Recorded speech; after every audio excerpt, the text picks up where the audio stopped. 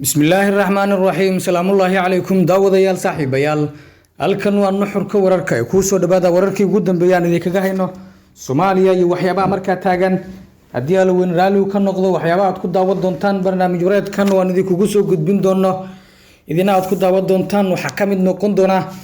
barakac xoogan oo ka socda Boosaaso waxaan idin soo gudbin doonaa faahfaahinno wararkii ugu dambeeyay xiisadda halka ka taagan iyo dagaallo wiilalka ka socda farmaajo madaxweynaha Soomaaliya oo war ka soo saaray dagaalada ka socda Boosaaso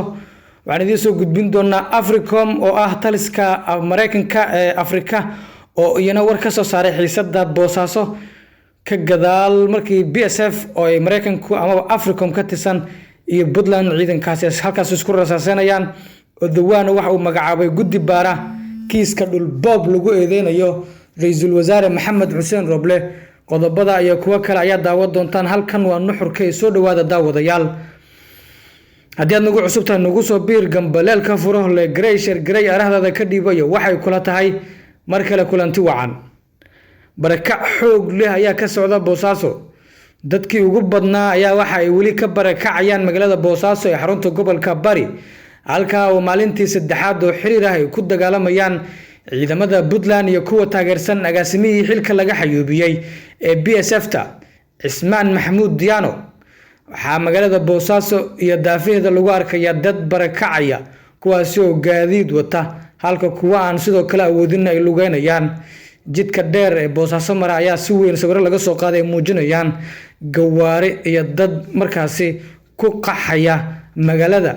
waxaana ay dhacdadaasi noqotay mid si weyn looga deerinayo si ay uga badbaadaan ay uga baxayaan inay waxyeello ka soo gaarto dagaalka halka ka socda waxa fashilantay xabad joojin ee shalay galinkii dambe ay aqbaleen labada dhinac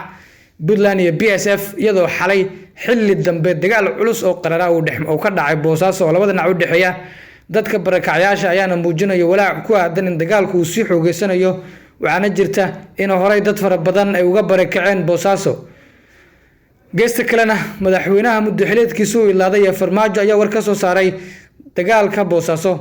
madaxweynaha Jamhuuriyadda Federaalka ee Soomaaliya Maxamed Cabdilaahi Farmaajo ayaa ku baaqay in si degdeg ah loo joojiyo dagaalada magaalada Boosaaso ka socda ee u dhaxeeya ciidamada BSF ee uu hogaamiyo General Maxamuud Cismaan Diyaano iyo kuwa maamulka Puntland gaar ahaan Saciid Dani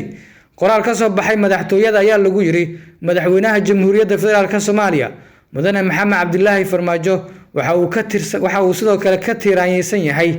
shaqaqada iyo dagaalka ka socda magaalada Boosaaso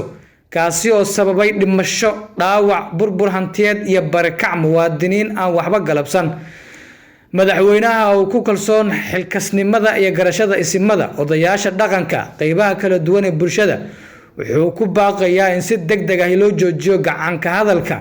lana abaaro dhabaha nabadda si loo helo xal waara Farmaajo ayaa tacsi u diray ehelada iyo qaraabada dadkii ku geeriyooday shaqaqadan laga maarmi karay wuxuuna sidoo kale dadkii ku dhaawacmay alla uga baryay inuu degdeg ugu boogadhayo madaxweyne Maxamed Cabdilaahi Farmaajo waxa uu dhiirigelinayaa dadaalada nabadeynta iyo wada shaqeynta waa wada hadalka ku dhisan ee markaasi wadaan isimada iyo dhaqanka Puntland ee uu istaagay sidii loo hakin lahaa shaqaqadan loona sidoo kale daneen lahaa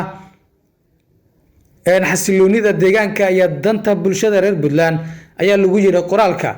dagaalada Boosaaso ayaa waxa ku dhintay in ka badan 14 qof waxaana ku dhaawacmay 10 kale waxa ka dhashay barakac xaafadaha qaarkood dagaalka ayaa istaagay shalay kadib markii xabad joojin ay ku dhawaaqeen labada dhinac gaar ahaan wasiirka amniga ee Puntland inkastoo xalayto ay kordhay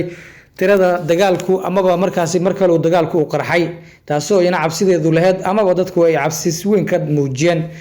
geesta kalena taliska Africom ee Mareykanka ayaa ka soo hadlay xiisadda Boosaaso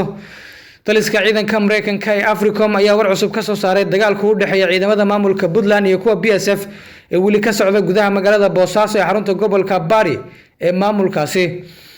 Africom ayaa qoraal kooban oo ay soo saartay ku sheegtay inay aad uga walaacsan tahay iska horimaadyada ku soo cusboonaaday Boosaaso ee u dhaxeeya ciidamada Puntland iyo BSF sidoo kale Africom ayaa sheegtay in ciidanka BSF ay yihiin kuwa ugu awood badan ee ciidanka Puntland isla markaana loo dhisay la dagaalanka argagixisada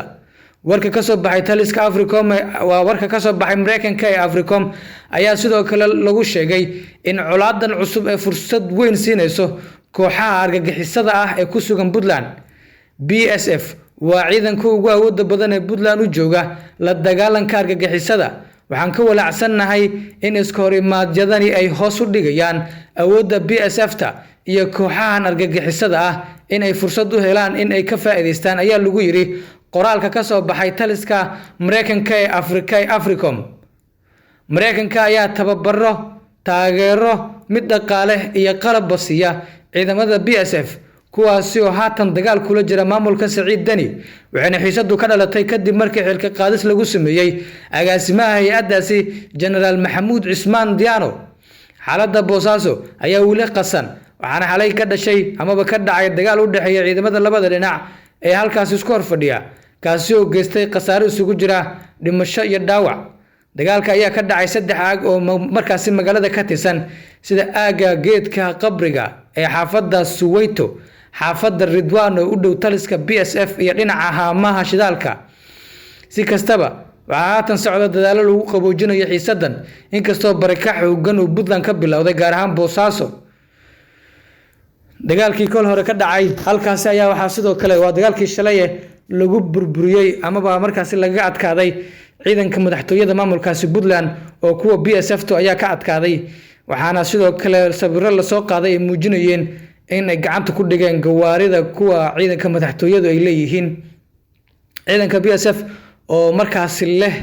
tababaro xooggan ayaa sidoo kale soo bandhigay muuqaallo markaasi aad ugu dhow madaxtooyadu oo ay arki karayaan taasoo ay sidoo kale yana dadku ku macnayeen in markaasi dagaalkan uu dhan u janjeeri doono amaba Puntland ciidankaasi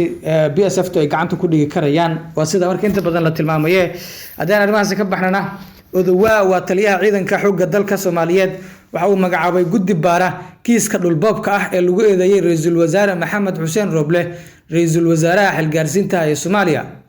taliyaha ciidanka xoogga dalka General Odawaa Yuusuf Raage ayaa magacaabay guddi baara boobka la sheegay in markaasi lagu sameynayo dhulka ciidamada badda Soomaaliyeed ee dadka lagu markaasi eedeeyay uu ka mid yahay Ra'iisul Wasaare Roble. warqadda ka soo baxday Odawaa ayaa astaan u ah inuu soo xoogeysanayo khilaafka madaxweyne Farmaajo iyo Ra'iisul Wasaare Roble iyadoo uu socdo olole dacwad lagu furayo Ra'iisul Wasaaraha.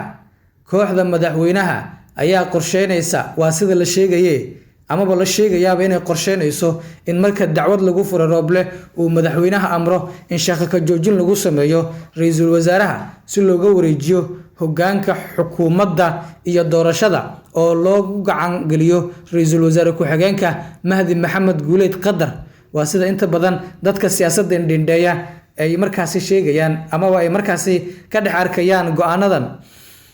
si walba xaaladda noqoto warqadda uu soo saaray Odawaa ayaa u qornay sidan ujeedo magacaabid guddi ayadoo la tixraacayo warqadda tixraaceedu yahay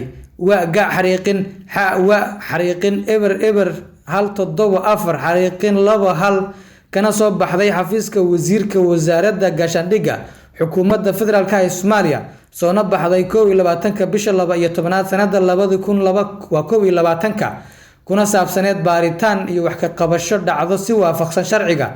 laga bilaabo maanta oo ay taariikhdu tahay 21 bisha 12 2022 waxaan saraakiishaas ku xusan u magacaabay guddi baaritaan waa 23 guddi baaritaan ku sameeya dhacdada ku cad warqadda kor ku xusan waana sidan magacyadooda sareeyo guuto Maxamuud Sheekh Cali Maxamed waxaa looga dhigay gudoomiye waa sareeyo guud Maxamuud Sheekh Cali Maxamed. 2 sareeyo guuto Maxamed Tahliil Biixi gudoomiye ku xigeen. sareeyo guuto Maxamed Xaashi Guuleed xubin.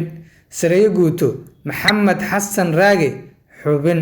sareeyo guuto Cabdulaahi Warsame Siyaad xubin. sidaas daraadeed waxaa guddiga saraakiisha ku xusan lagu adkeenayaa inay si hufan u gutaan shaqada iyo waajibaadka loo igmaday ayaa lagu yiri bayaanka ama warqadda ka soo baxday General Odawaa xafiiskiisa. nuxurka ayaa daawanaysaan guud ahaan inta ayaa kusoo koobaynaa warbixin wareedka haddii aad nagu cusub tahay nagu soo biir gambaleelka furo le gareeshar garey arahdaada iyo waxa ay kula tahay ka dhiibo halkan waa nuxurka wararka inta warbixinadan teeda kale idiin soo gudbin doona baaqi si ahada uu sii jooga halkan nabadino